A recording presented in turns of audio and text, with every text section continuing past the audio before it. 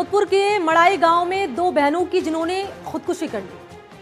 हैरानी की बात यह कि उसी दिन दोनों बहनों की शादी होने वाली थी। मेहंदी की रस्म पूरी कर परिवार अब शादी के इंतजार में था कि शादी के दिन ही दोनों की अर्थी घर से उठी। यह सिर्फ आत्महत्या का मामला नहीं है, क्योंकि परिजन दोनों बहनों का जल्द से जल्द अंतिम संस्कार कराना चाहते थे, लेकिन लड़कियों के मामा ने पुलिस को इन्फॉर्म कर दिया, यानी कि सूचना पुलिस को दे दी, और उसके बाद ही यह घटना पुलिस के लिए एक चुनौती बन गई है।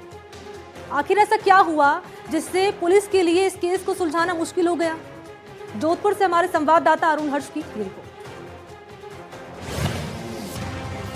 जोधपुर में दो सगी बहनों ने खाया जहर।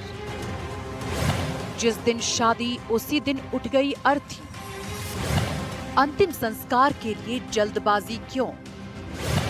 आत्महत्या या फिर कोई साजिश? जोधपुर के सूरसागर थाना क्षेत्र के मड़ाई गांव में दिल दहला देने वाली घटना सामने आई है। शादी के दिन ही दो सगी बहनों ने कथित रूप से कीटनाशक पीकर आत्महत्या कर ली। मृतक बहनों की पहचान शोभा और विमला के रूप में हुई है। दोनों ही पेशे से शिक्षिका थी।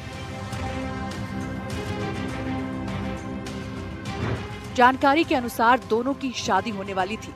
बीती शाम घर में घी पिलाने का कार्यक्रम भी आयोजित किया गया था और इसी दौरान इस दर्दनाक घटना ने सभी को झकझोर कर रख दिया। रात में दोनों बहनों की तबीयत बिगड़ने पर परिजनों ने पहले प्रताप नगर स्थित एक निजी अस्पताल में ले गए, जहां चिकित्सकों ने दोनों को मृत घोषित कर दिया।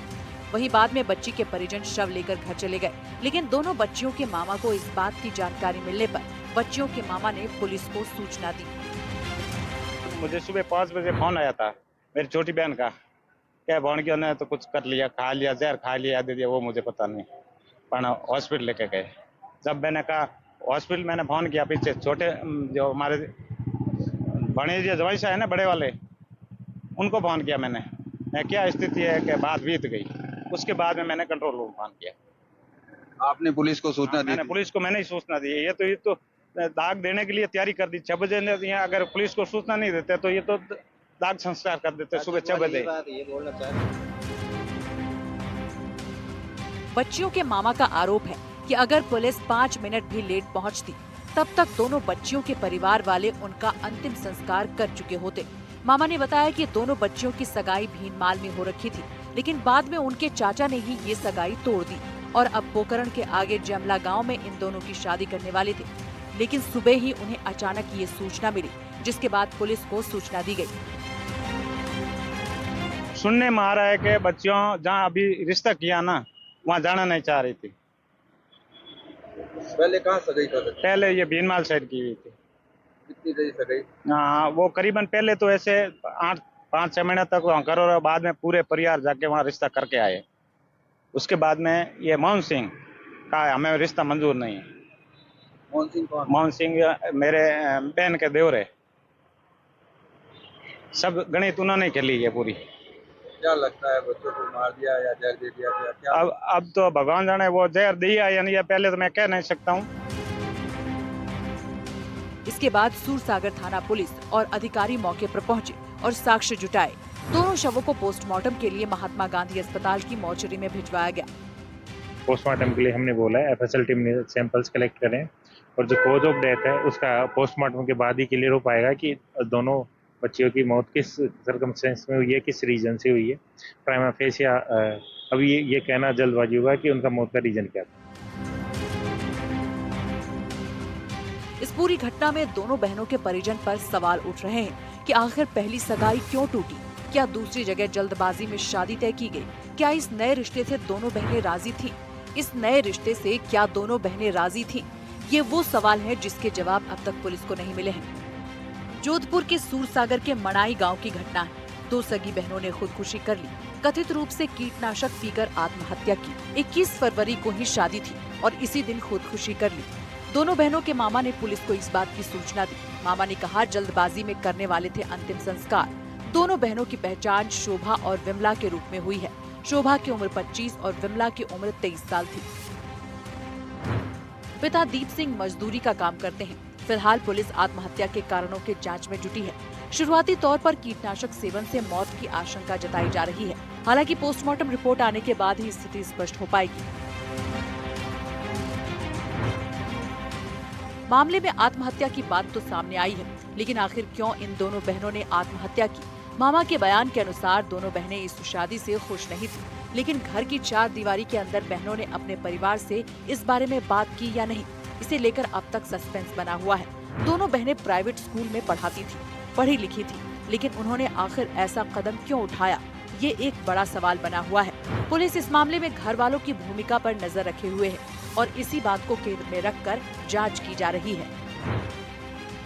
दोनों एक साथ कैसे जहर खाया, पहली बात तो ये सवाल। और दूसरी बात कि अगर खाया है, रात की बोल रहे 12 बजे खाया है, तो उसके बाद हॉस्पिटल क्यों नहीं लेके गए? शादी वाला घर था, तो आपको पता है शादी में कितने लोग आते हैं, बहुत भीड़ भड़ाका रहता है ना, तो किसी ने देखा क्यों नहीं? 12 बजे अगर जहर खाया तो वो बोल रहे 3 बजे पता चला। अगर तुरंत हॉस्पिटल लेके जाते घंटा भर में तो इनकी जान बच सकती थी।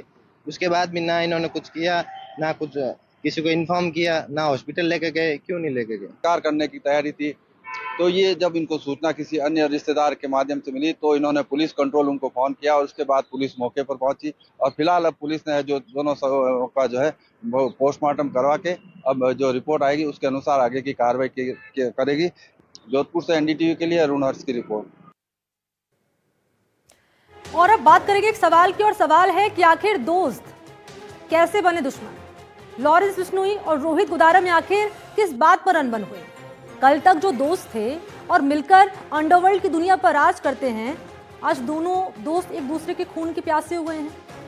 आज हम आपको इस रिपोर्ट में बताएंगे कि आखिर अंडरवर्ल्ड की दुनिया में लॉरेंस और रोहित गोदारा के बीच में आखिर क्या चल रहा है। जयपुर से हमारे संवाददाता दीपक चावला की ये रिपोर्ट।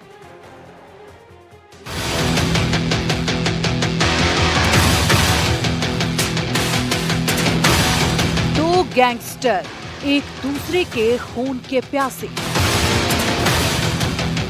लॉरेंस और गोदारा की पुरानी दोस्ती। दो दोस्त कैसे बन गए दुश्मन? गैंगस्टर लॉरेंस बिश्नोई और रोहित गोदारा की दुश्मनी तो सब जानते हैं, लेकिन क्या इसके पीछे की असल वजह पता है? दरअसल मुंबई में बाबा सिद्दीकी हत्याकांड हुआ था। उसमें अनमोल बिश्नोई ने अपने फेसबुक अकाउंट पर हत्या की जिम्मेदारी ली थी, लेकिन इस पोस्ट पर रोहित गोदारा और गोल्डी बराड़ के नाम का जिक्र तक नहीं था। इसी बात को लेकर दोनों में अनबन हुई। उसके बाद लॉरेंस बिश्नोई गैंग ने रोहित और गोल्डी बराड़ को दो टूक कहा कि वो मुंबई से दूर रहें, जिसकी सबसे बड़ी वजह है रंगदारी। मुंबई को आर्थिक नगरी भी कहा जाता है, वहीं बॉलीवुड का केंद्र भी माना जाता है। लॉरेंस चाहता है कि उसका मुंबई में एक तरफा राज हो, इसलिए लॉरेंस ने उस समय अपने दोस्त रोहित गोदारा को मुंबई से दूर रहने की बात कही।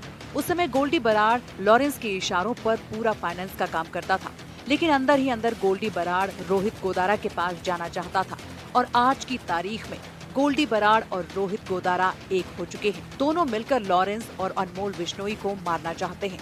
उस समय जब विवाद हुआ तो सूत्र कहते हैं कि गोल्डी बराड़ लॉरेंस का फाइनेंस का काम करता था।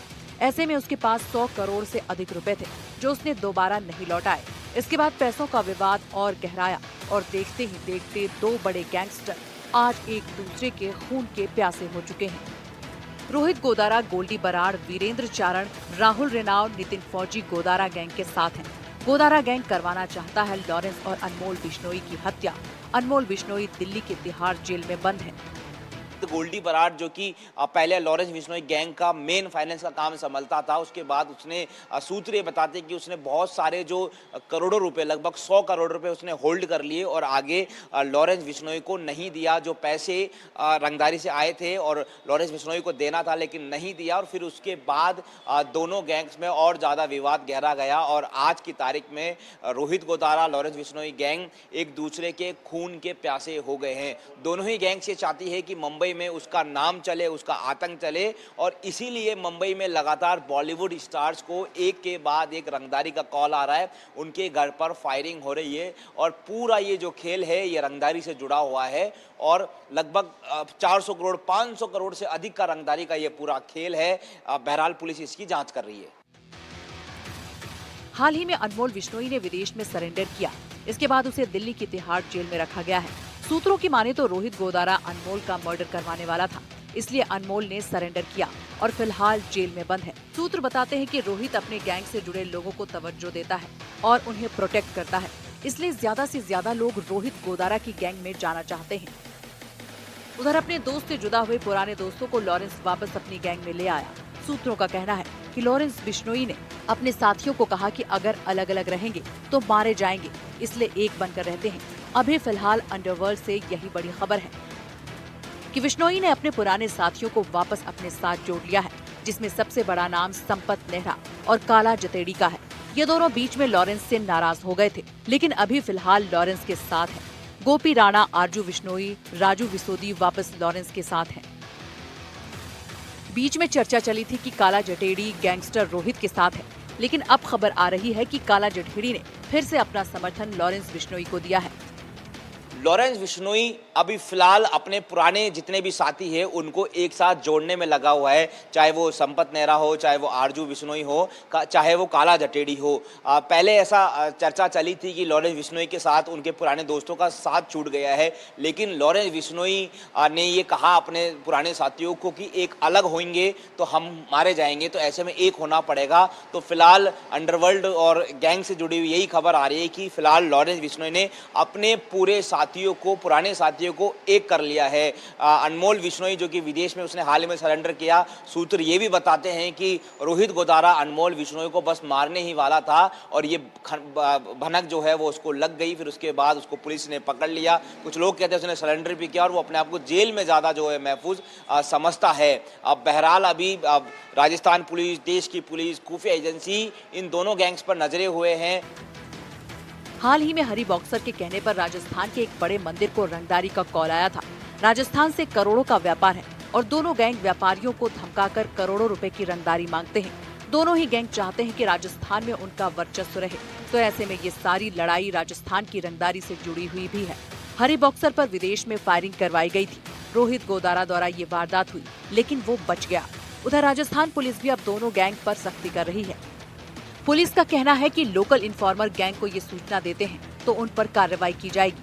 रोहित गोदारा और लॉरेंस बिश्नोई, उनका नीचे काम करने वाला गैंग मेंबर्स जो हमारा रेंज में है वो सब लोग लगभग इधर जेल के अंदर है या कुछ लोग यहाँ से बाहर फरार हो चुके हैं। रोहित गोदारा एंड लॉरेंस बिश्नोई ये दोनों का हायर लेवल का gang leaders and top layers का जो लोग हैं, उनके लिए राजस्थान पुलिस मेहनत कर रहे हैं बाहर से लाने के लिए।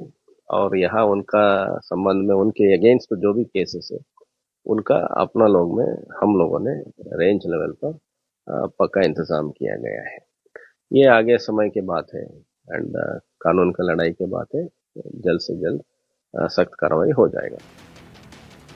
लॉरेंस बिश्नोई अपने पुराने साथियों को एक करने में जुटा हुआ है। उधर रोहित गोदारा भी अपनी ताकत को बढ़ाने में लगा हुआ है। दोनों राजस्थान, मुंबई समेत देश में अपना आतंक स्थापित करना चाहते हैं। वहीं बिश्नोई गैंग के अधिकतर साथी जेल में बंद हैं। रोहित और गोल्डी बराड़ अभी फरार है। खुफिया जानकारी के अनुसार वो विदेश में बैठे हैं। पुलिस उनकी तलाश कर रही है। जयपुर से संवाददाता दीपक चावला की रिपोर्ट।